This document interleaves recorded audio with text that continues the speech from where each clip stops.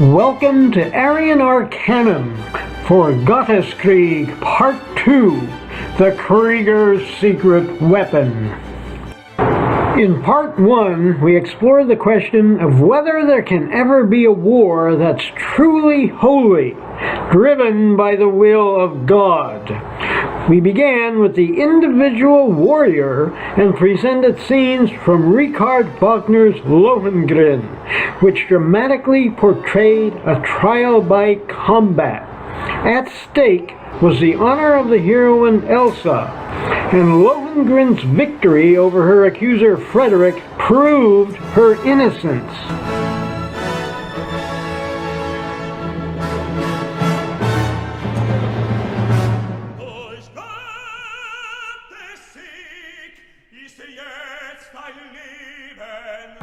Purity, righteousness, and trust in God were given as attributes of a man who can fight as a divine instrument. Chivalry was not just an ideal or a code of conduct, but a spiritual martial path.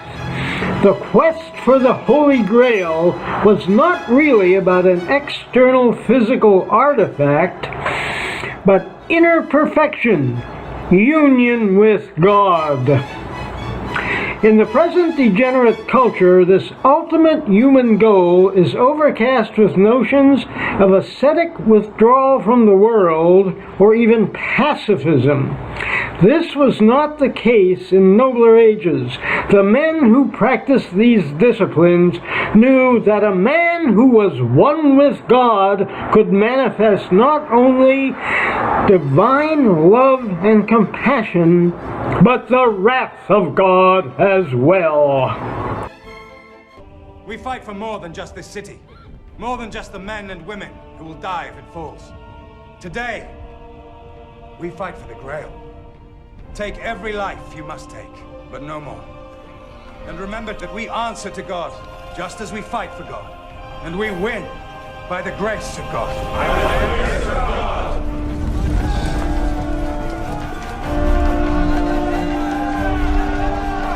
Ready!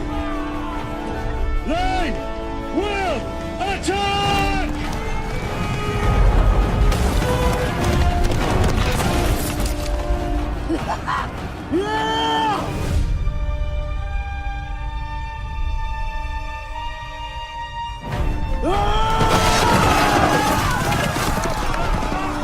The big challenge, though, is the same as in other branches of the spiritual path. Man is a crock pot of vices, and it can take a whole lifetime to drain off the dross, even with dedicated effort.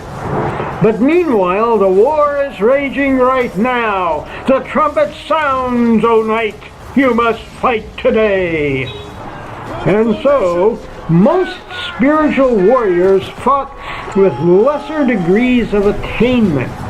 They had lots of residual impurity and unrighteousness, and so their faith in the power of God might waver in the heat of battle. Thus, they were vulnerable to the profane side of the combat and might lose to an opponent who was more brutal and skillful. If the army itself was at a similar stage, a war might have a very unholy outcome.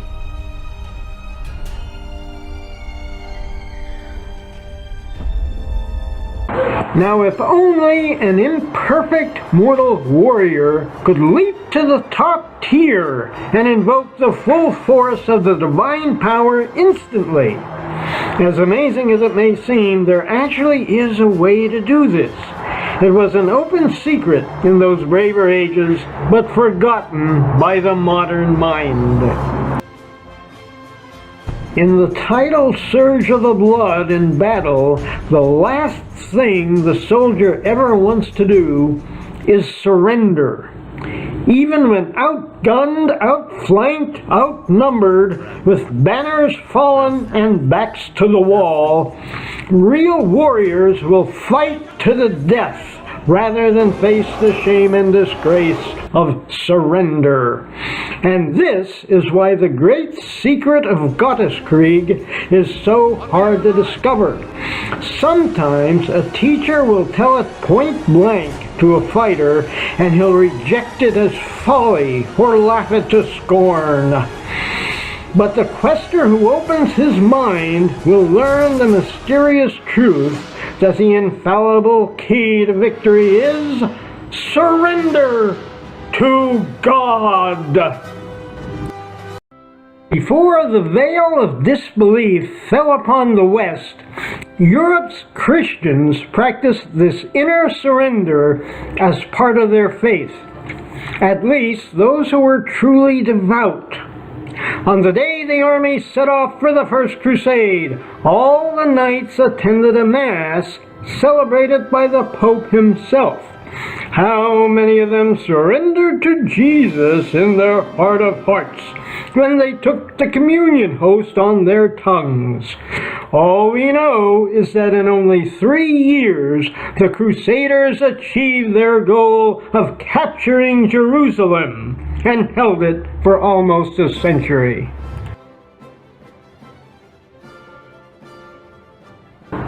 What about the other side in this holy war?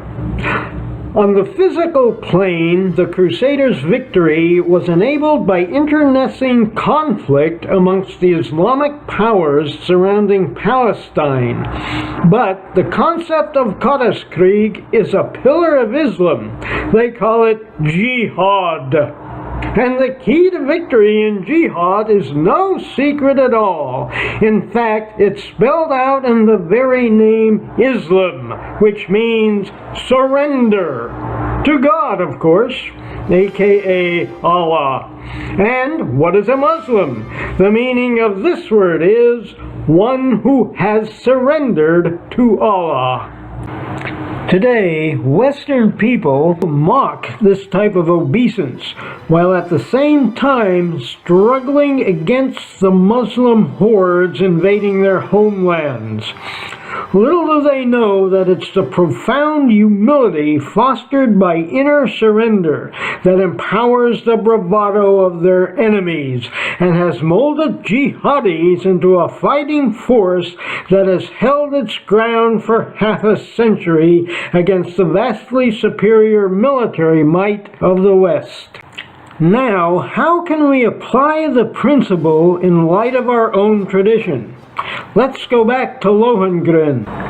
Richard Wagner was not a believer in the Christian doctrines promulgated by the Catholic or Protestant churches. In fact, he was an enlightened adept, familiar with the esoteric teachings of East and West.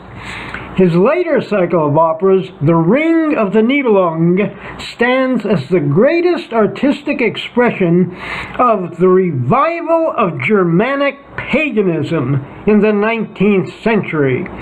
Wagner wished to fuse this religion of the blood with the core of the Christian mystery. He championed a new teaching of an Aryan Christ. You can read about it at this link. Lohengrin is a Grail Knight, which in Wagner's hands becomes a symbol, meaning that he was an Übermensch who had mastered the secret of Gotteskrieg and was fully and permanently surrendered to God. Therefore, in battle and in Seelenheil, he could act the part of God himself. He could take life and give it. He could slay those who made themselves enemies of God and bless those who were in need of God's mercy. And now, let's test your mettle, you who would fight for God. We shall unveil the secret teaching in a manner calculated to strike the core of the ego that separates you from divinity. Even the bravest men and battle-hardened fighters can be broken on the rock of this truth and may forswear it in outrage. What are you made of, O man? Perhaps you should ask a woman. This is a painting of the heroine Elsa, Lohengrin's betrothed. We saw her played by two sopranos in our cuts, but unfortunately they both reflected the tendency of opera divas to be overweight. So let's just listen to Elsa's voice as we look at this painting by John Waterhouse, which perfectly embodies the meaning of the lyrics.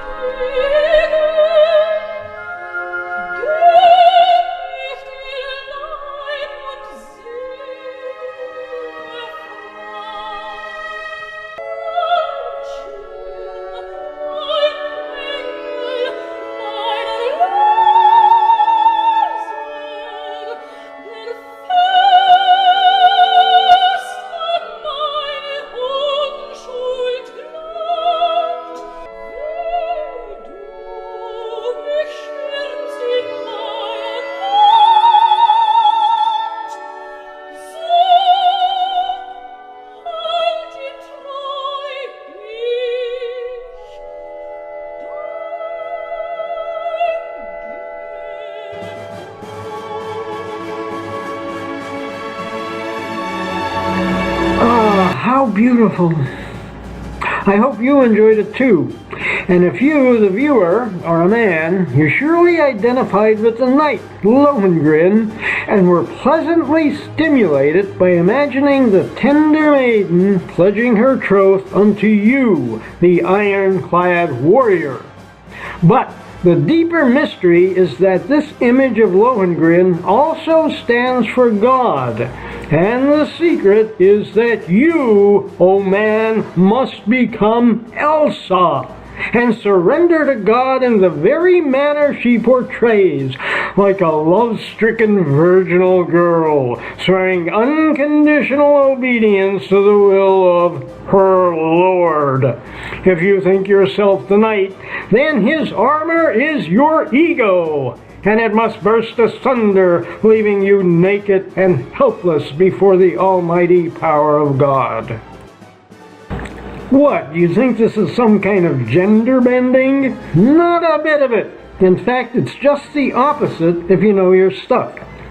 In the 19th century, the discipline of psychology was being developed in the West, along with other arts and sciences like medicine. But it came under an unfortunate Semitic influence which warped the whole concept of the mind into a mechanical ego at the mercy of materialistic forces, especially sex. After the turn of the century, Freud's student Carl Gustav Jung got wise to the game and proclaimed that white Europeans had their own collective unconscious, which was distinct from that of other races and peoples. In contrast to the Jewish psychology of Freud, Jung's new school restored the true meaning of the word psyche, which is soul in the original Greek. Thus, psychology is properly the study of the soul.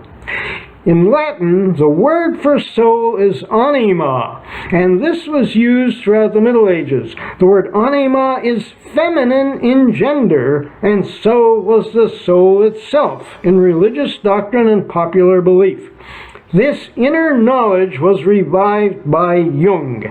Though he spoke and wrote in German, he used the word anima for the soul of a man, and said that this, his inner woman, was the key to his whole psychology. In fact, his Seelenheil. So, how can your soul be healed? She must submit to the will of her Lord and Master, just like a physical woman in traditional times. But you are not the master, for you are the ego. The real Gotteskrieg is the inner war you wage for self-mastery, victory over the ego. This triumph is far off. It's the culmination of the whole path. Here at the beginning, your soul must surrender to the Supreme Lord, who is God Himself. Now, to overcome the ambiguity of the English word surrender in relation to combat, we hark back to the Sanskrit word bhakti. It refers specifically to spiritual surrender, not just once, but ongoing as you follow the path. The literal meaning is devotion, like the lifetime devotion of a wife to her husband, a worshiper to his God, and a man to victory in Gotteskrieg. And this is the secret weapon. When you've embedded bhakti in your heart of hearts, it will be with you in battle, and in every deadly clash it'll call down the invincible power of God. This divine energy called prana, or rill, or the force, will flow from the core of your being through your limbs and sinews and weapons, and you will smite the enemy with the sword of the Lord, the hammer of God, the implacable phaser of fate. Now you are a Gotteskrieger, and victory is your destiny, deemed from the foundation of the world.